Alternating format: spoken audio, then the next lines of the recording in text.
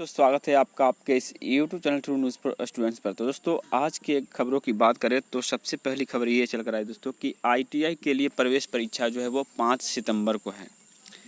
आपको बता दें दोस्तों कि ITI कॉम्पिटिटिव एडमिशन टेस्ट 2021 5 सितंबर को आयोजित होगा और परीक्षा के लिए एडमिट कार्ड 27 अगस्त को जारी कर दिया जाएगा। यानी कि आज के दिन कभी भी एडमिट कार्ड जारी किया जा सकता है।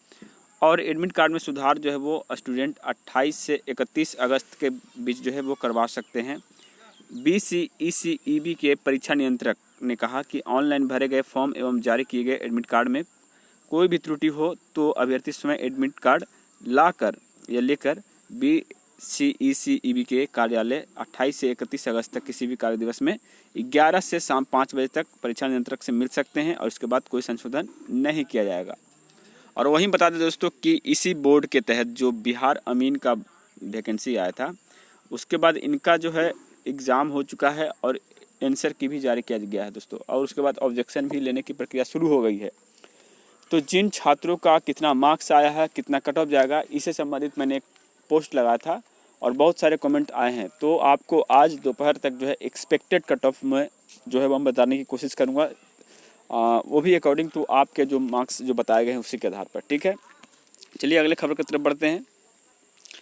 अगली खबर ये है दोस्तों कि जरूरी योग्यता के अभ्यर्थी न मिलने से खाली रह गए 47,906 पद।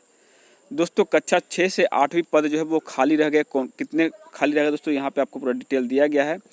तो सबसे अधिक अगर खाली पद है तो वो है आपका संस्कृत का, लगभग 2884, यानी कि समझ लीजिए कि 3000 के अप्रोक्स जो है वो सीटें खाली रह गई, जबकि 4000 के अप्रोक्स सीट ही आई थी।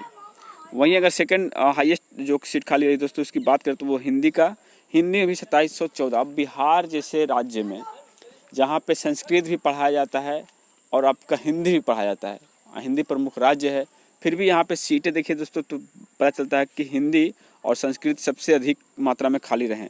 वहीं उर्दू की बात करें दोस्तों तो उर्दू भी बहुत अच्छा सीट खाली रह गया है, यानी 1530। और वहीं गणित करें तो दोस्तों तो गणित भी 2400 सीटें खाली रह गई है। इंग्लिश भी रह गई इतनी खाली दोस्तों। भरा क्या है तो भरने वाले सीट जो है वो है आपका सामाजिक विज्ञान, यानी कि सिर्फ साइंस का विषय जो है वो भरा गया है। तो समझने वाली बात है कि इतना अधिक सीट खाली क्यों रहता है। अब इसमें योग्यता नहीं है या फिर क्या है, ये तो भाई भगवान जाने, लेकिन इतना सीट खाली रहने का कारण क्या है। मेरे ख्याल से जो बिहार हो या फिर किसी भी राज्य में अगर शिक्षक को अगर आगे बढ़ना है, यानी शिक्षा को थोड़ा और तेज़ी देना है और अच्छे कैंडिडेट को ज्वाइन करवाना है, तो आप ये डिग्री जो है ना बीएड का चक्कर छोड़ दीजिए और इसको एक प्रतियोगिता परीक्षा के आधार पर, यानी कि कहने का मतलब दोस्तों कि ऐसा प्रतियोगिता परीक्षा जिसमें सभी कैंडिडेट जो BA ग्रेजुएशन किए हुए हैं, इंटर किए हुए हैं, वो सभी भाग लें और कॉम्पिटिटिव एग्ज़ाम लिया जाए, पेपर हार्ड किया जाए, जिससे और पेपर हार्ड के साथ एक लिखित परीक्षा भी लिया जाए जिस विषय से वो भरना चाहते हैं।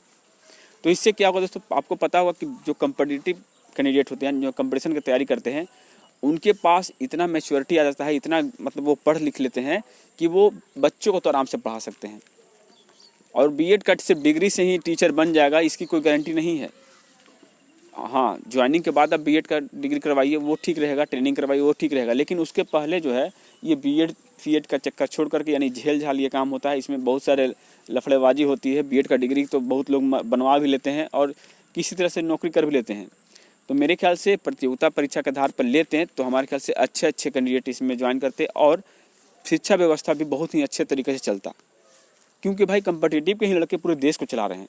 IAS बनने वाला भी कॉम्पिटिटर होता है, BPSC करने वाला भी कॉम्पिटिटर होता है, SSC करने वाला भी कॉम्पिटिटर होता है। तो ये नौकरी जो टीचर के बहाली में ये बीएड वाले कैंडिडेट को क्यों लाते हो और CET एक छोटा सा एग्ज़ाम लेकर, मतलब ये कहीं ना कहीं यही कमजोरी है जिसके कारण से शिक्षा जो व्यवस्था है वो बहुत ही लाचार है।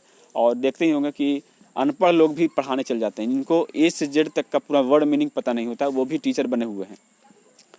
तो इसी के ऊपर जो है सरकार को सोचना चाहिए। और आगे बढ़ते हैं दोस्तों तीसरी खबर पर।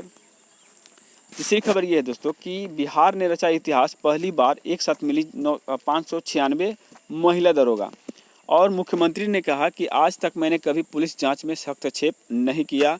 53 महिला दरोगा थी वर्ष 1994 में, हुई 1640 अवर निरीक्षक की बहाली 12 गुना बढ़ी भागीदारी। यानी कि ये दोस्तों ये 2018 की बहाली के बारे में बात कर रहे हैं कि देखिए राजगीर पुलिस अकेडमी 2018 बैच के 1586 प्रशिक्षु अवर निरीक्षकों की यानी दरोगा के पासिंग आउट परेड की सलामी ली। इसमें से 596 जो है आपका महिलाएं हैं। इतनी बड़ी संख्या में पहली बार जो है देश में एक साथ महिलाएं प्रशिक्षु अवर निरीक्षक बनकर निकली है। इस मौके पर मुख्यमंत्री ने कहा कि आज तक मैंने कभी पुलिस की जांच में हस्तक्षेप नहीं किया, हमेशा यह कहते रहे कि जो सही है उसको करें। तो ये खबर थी दोस्तों, अखबारी खबर जिसको कह सकते हैं। अब हम आते हैं दोस्तों कि इंटर लेवल काउंसलिंग के बारे में। दोस्तों जहाँ तक खबर मिली है कि काउंसलिंग की तिथि जो है काउंसलिंग की जो लिस्ट है वो जारी हो सकती है आज के डेट में। अब ये कितना सही है ये तो मैं नहीं बता सकता, लेकिन मैक्सिमम संभावनाएं बताई जा रही है कि आज के डेट में जारी किया जा सकता है। और वहीं बात करें दोस्तों कितने कैंडिडेट को जारी किया जाएगा लिस्ट, तो जो खबरें आई हैं चलकर उसके हिसाब से 2 गुना जो है वो विचार किया गया है, यानी कि 2 गुना कैंडिडेट को बुलाया जाएगा। अब हम लोग को इंतज़ार करना चाहिए कि 2 गुना आता है या फिर उससे ज़्यादा आता है, और दूसरी बात कि आज आती है या फिर किसी और दिन आती है। इसी को लेकर के तमाम जो व्हाट्सएप ग्रुप है वहाँ पे चर्चाएं हो रही है, और किसी किसी ग्रुप में जो है प्लानिंग भी हुआ है दोस्तों। और वो हुआ है कि अगर 30 तक यानी 30 तारीख जो बचा हुआ है 30 अगस्त तक अगर लिस्ट नहीं आती है तो 31 अगस्त को जो है आयोग जाया जाएगा। ये ग्रुपों की जो है चर्चाएं देखने को मिली थी, कई सारे सोशल मीडिया पे इस तरह की खबरें हमें देखने को मिली। तो उम्मीद रखते हैं कि आज से कल तक जो है नोटिस दे देना चाहिए आयोग को, नहीं तो फिर आयोग के पास लड़के जाएंगे और आयोग को भी परेशान करेंगे, बेचारे खुद भी परेशान होंगे। तो इस बार फिर से एक रिक्वेस्ट है कि आयोग जो है बच्चों के साथ न्याय करें, और साथ ही जो डिमांड है 2.5 गुना का उसके ही आसपास रिजल्ट देने की कोशिश किया जाए। तो इसी के साथ वीडियो समाप्त करते हैं। जय हिंद, जय भारत।